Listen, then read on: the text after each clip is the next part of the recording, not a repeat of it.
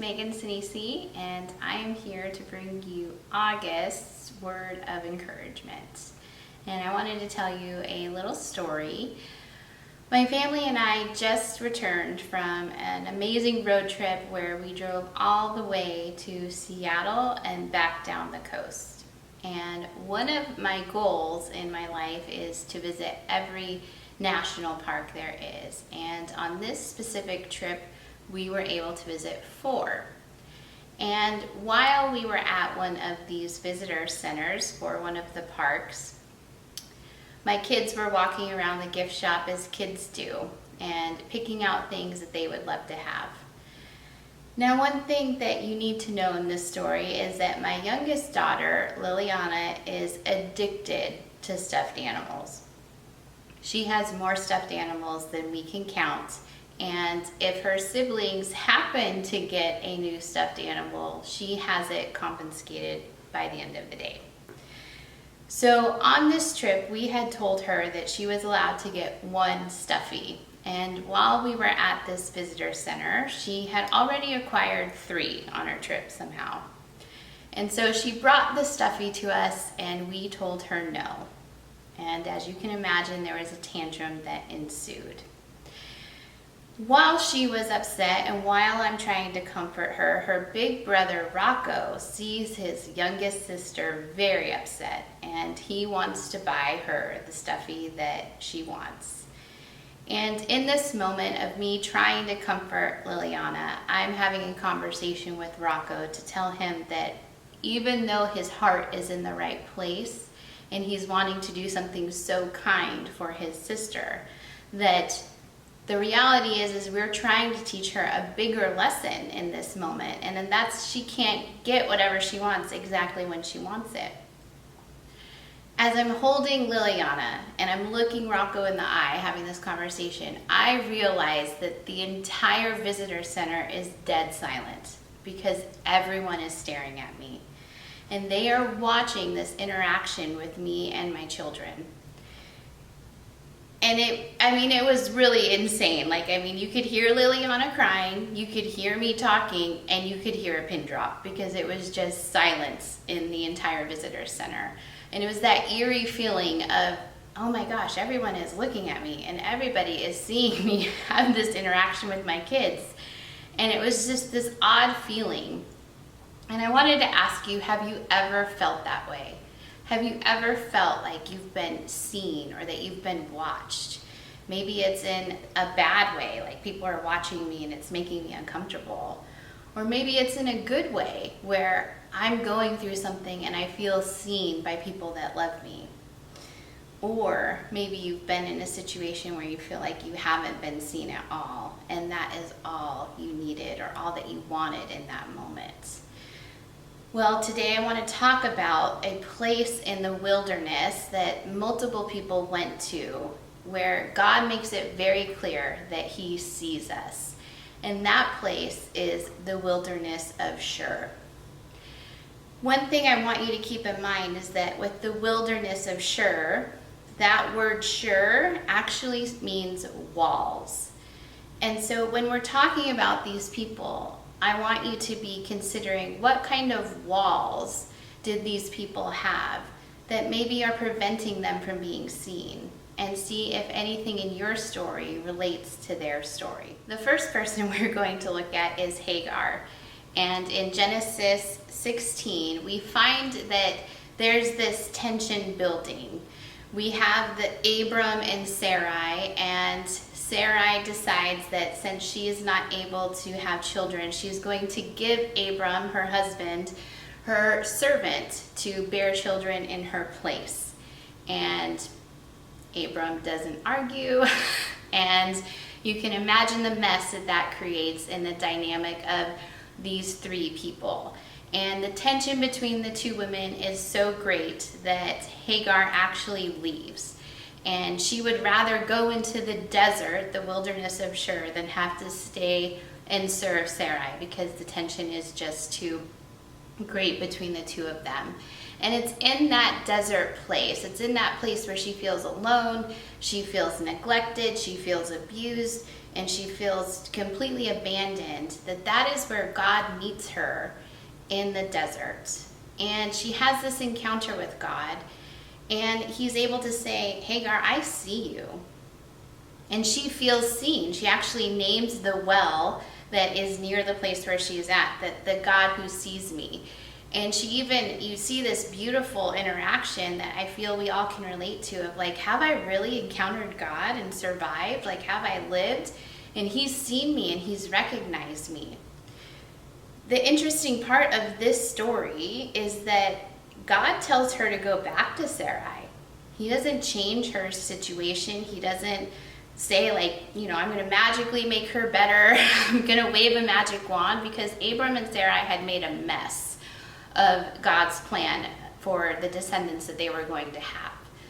But God still says, I see you, Hagar, and despite the mess that this has created, I see you, and please go back and submit to Sarai's authority. And so Hagar has to change her pride for humility and go back to this situation. But I think the difference is not that God changed the situation, but it's that Hagar encountered God, and she was the one who was changed, and she was able to go back to that situation. In Genesis 20, we encounter Abram again, except now his name has been changed to Abraham, and his wife's name has been changed to Sarah. And they have just left what was Sodom and Gomorrah and all of the things that happened at that city and how it was destroyed. And the next place they go is to the wilderness of Shur. And it is in this place that Abraham commits treachery.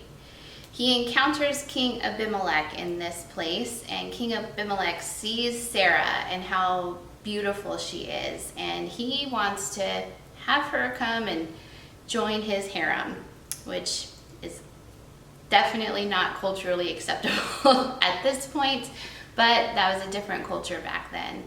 And Abraham, who was fearful that he would be killed or that he would have something negative happen to him, allowed for that to happen.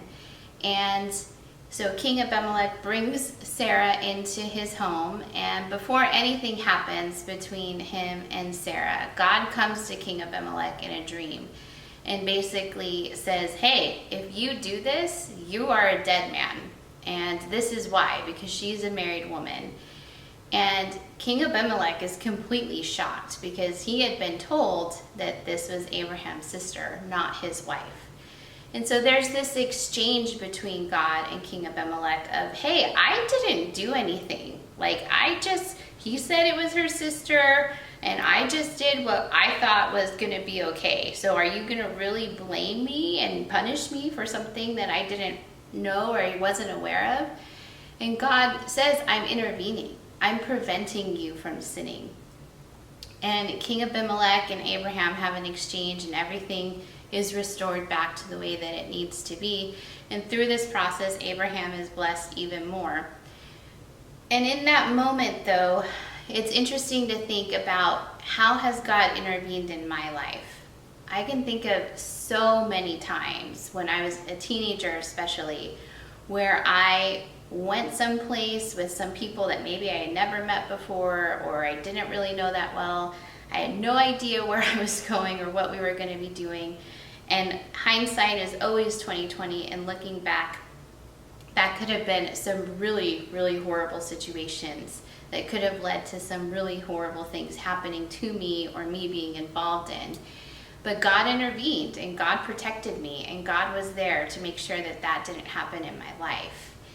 And so I think we have to think about that. Like, is there a moment, is there a situation, is there something where God is intervening for us? Because it's in that intervention that he sees us. His protection is evident of him seeing us. The third person we're going to talk about is Moses. And in Exodus 15, we find Moses and the Israelites walking into the wilderness of Shur. And it's important to know that what had just happened is they had just crossed the Red Sea. when they walk into this wilderness. We had seen God provide their freedom from the Egyptian empire, and God had completely devastated the Egyptian empire and walked them into freedom into the wilderness of Shur. And so they had just experienced all of these wonderful things. They had this amazing worship session right after they crossed the Red Sea with Miriam leading the charge in worship, and it's beautiful. They're singing God's praises, and 3 days later, they have no water. And truth be told, it's really hot here in the desert right now, and if I was in that heat for 3 days straight with no water, 100% I would be complaining too. And the Israelites come to Moses, and it says that they grumbled to Moses. What are we going to do about water? And then Moses cried out to the Lord. And there's a contrast here, because the Israelites' heart, they're grumbling, and that word means like growling and complaining and being discontented about the situation. Moses is in the exact same situation. He's been walking in this desert for 3 days. He doesn't have any water either, but he cries out to the Lord, knowing who the Lord is, knowing the Lord's character, and asking for the Lord's help. And it is then that the Lord responds when Moses cries out, and he tells them, there's this tree next to this bitter water that you have found that you can't drink. And if you put that tree in the water will no longer be acidic. It will become sweet. And so Moses does what the Lord says, and they are able to drink. And it is in that provision that the Israelites are seen, that their needs are met right out the gate in the wilderness. And it is not lost on me, the reality that God says when Moses cried out, that if you use this tree, you will be able to drink sweet water that will give you life. And the same is true for us. If we cry out to the Lord, Jesus died on a tree. And it's because of that that we are able to have the sweet waters of life-giving water that we can have for all of eternity, because we cried out to him. And so some encouraging things or points to ponder that I want you to have for this month is to be thinking about Hagar. Sometimes we feel like we aren't seen at all. Sometimes we feel like we've been abandoned and we've been rejected, and we're going through a really hard situation and that God isn't there for us. When the reality is that he does see us, and when we encounter him, we are the ones who are changed, and we can go back to that situation, or we can go back to that relationship with a different perspective. And so the question I have for you is, do you have something happening in your life that you need a fresh perspective on, that you need God to encounter you, to let you know that you've been seen? He sees your pain, he sees your confusion and your frustration, but he sees you, and he gives you new insight and new wisdom so that you can walk back into that situation and have a different experience. Sometimes in our lives we are entering in or are wanting to enter into something that we think is going to be just fine.